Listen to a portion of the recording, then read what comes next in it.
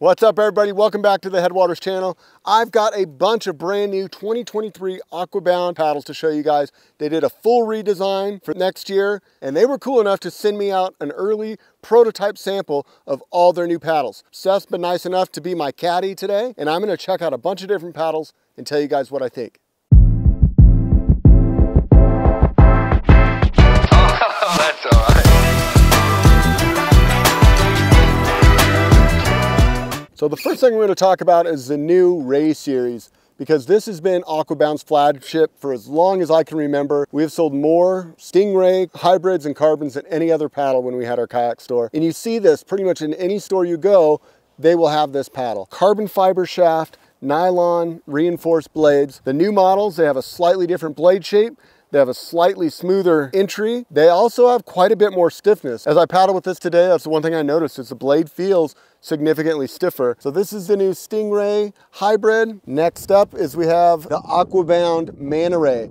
This blade gets a huge redesign. This is so much better than the old one in my opinion. They actually made it a true like low angle versus high angle option. So you can see on the Stingray, it's quite a bit lower angle. And what that means is your paddle stroke style. If you tend to have a paddle stroke that's high, aggressive, where that top hand's up and pushing, you're gonna wanna go for a high angle paddle style.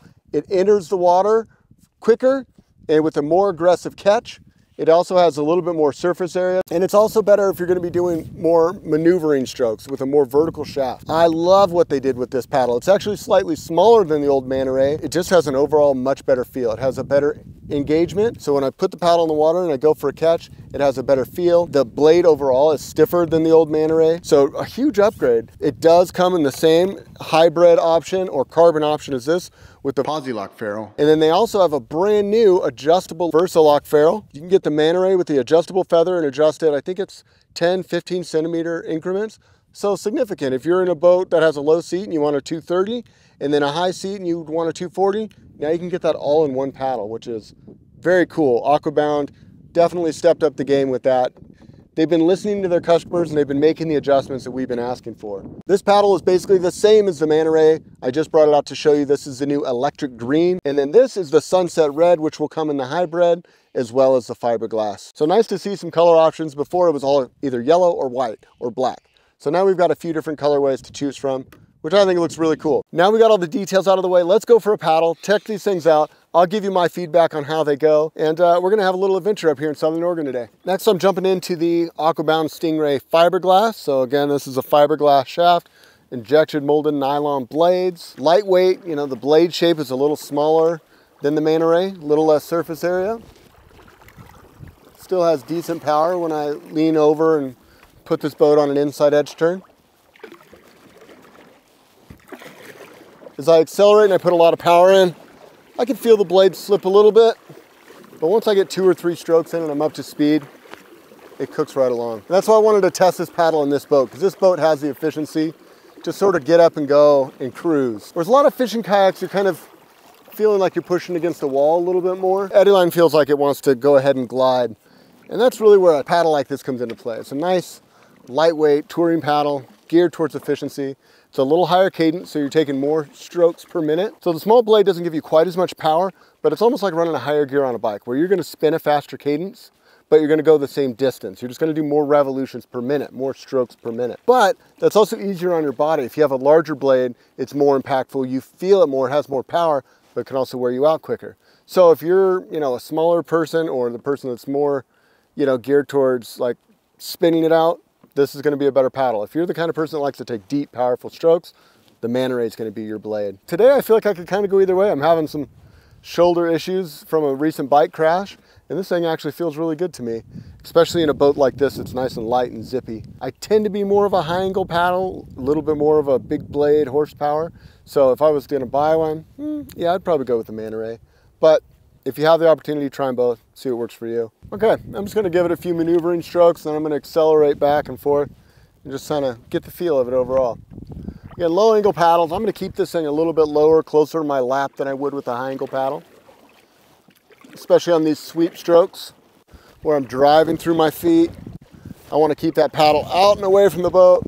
A little bit of slipping, but all in all, not bad, more than enough power. And when I do a reverse sweep stroke, What I'm doing there is trying to turn the boat real sharp, sort of give it a pivot turn. I'm gonna put the paddle behind the boat, put it in the water, push down on my paddle. I have all that stability when I do that. It's like a low brace turn. I've got my elbows up and I can really push and lean on that paddle. That paddle blade's at a slight climbing angle. And that's why I really like this, the way they smoothed out the back face and the ends of the power face, because it allows that paddle to kind of glide across the water a little more without wanting to get catchy and like dip down. I think if anything, that's the biggest refinement on the Stingray blades. It's very similar to what they've always done, but they have smoothed those edges off and made it a little bit less grabby, a little bit more, how do I want to say, fluid? Hydrodynamic, maybe? I'm gonna go ahead and switch paddles. I'm gonna grab the high angle one because a high angle blade typically is a little shorter, a little wider, and a little bit easier to do those sort of strokes with. Let's switch out for the manta ray. Made the transition. I got the manta ray now. Again, just a little bit fatter blade, a little bit shorter blade, big thick tip, so when that thing enters the water, it's instant power. So much more power off the line. Tons of power. I was gonna show you guys a little hanging draw stroke. So I take my paddle, I put it basically sideways, parallel to the boat, and as I open the face up to the oncoming water, it's gonna wanna pull through the water that way. And because I'm connected to it, it's gonna pull my boat with it, and I'm just gonna slide sideways. Okay, I'm just gonna hang that draw out. It's kind of cool, a little fun trick. I use that a lot if I'm like trying to pull up next to somebody and talk to them. Like if I need to give Seth a new SD card or whatever, I can paddle over to him. And when I get close, I just put that little hanging draw and I just slide right over to him. There you go. It's fun to be able to control your kayak and make it do whatever you want. And I feel like this blade is really good for that kind of paddling. Lends itself to that. I use the Bendy Branches Angler Navigator, and this blade shape, I measured it up to my Angler Navigator. It's very, very similar. A little bit more dihedral, a little bit more friendly towards a newer entry-level paddler, just because it's not gonna have as much flutter. It has a little bit more dihedral, but very similar in a lot of ways. You know, out of all the paddles we're testing today, this is probably my favorite. If I was gonna go buy this paddle, I'd probably go ahead and buy the carbon shaft with the carbon reinforced nylon blades, because you know, that's a lot of paddle for the money. I think that's a really, really good value. Something that if you bought, you're not going to be going out and upgrading anytime soon. We have one more paddle. We actually have the Stingray with the carbon shaft in the fiberglass reinforced nylon blades called the Stingray Hybrid. So we'll try that one last, and then I think we're going to make our way home. We'll get some footage of us paddling. If I have any more cool tips, I'll drop those in as well. Okay, my last paddle of the day, and probably the nicest paddle. This is the carbon fiber Stingray Hybrid, and it feels significantly lighter than those fiberglass ones. So here's the deal. I see a lot of people when they come into a shop, they grab a paddle and they do this. It's really not the best way to feel how light or heavy a paddle is. What you want to do is you want to hold it in your hands and feel the swing weight. Feel the overall weight of the paddle as it moves in your arms. Because what you'll find is that although a fiberglass and a carbon or a aluminum and a carbon may not feel a whole different when you're just picking them up, that swing weight of the paddle will feel significantly different. And that's what you notice in a carbon. And that's why when I had a shop, this is where my midline paddle started. You either had aluminum or I jumped straight to the Stingray Hybrid and the Manta Ray Hybrid, because I really feel like it's the best bang for the buck. You'll also notice this paddle's a little small. This is a 215. I got this for my, my Skylark, which we'll be paddling further on in this trip. Hopefully you guys will stick around and check it out.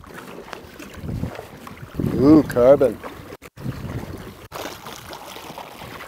You know, ideally in a boat like this, I would run a 230 paddle, but I will be excited to try this in like a nice, narrow, zippy sit-inside boat. I think that's gonna wrap it up for us today. And a huge shout out to Aquabound for sending us out all this new gear to check out. We can't thank you guys enough. And I just gotta say kudos. You've taken your classic designs and made them better. You've listened to your customers and you've evolved and you made your stuff better. And that's all we can ask for from a made in US company. And I don't ever hesitate recommending these paddles. If you guys are looking for a good entry level or maybe an upgrade paddle, check out the Aquabound line of paddles. You'll be thankful you did. Until next time, this is Dan wishing you happy paddling. We'll see you on the next one.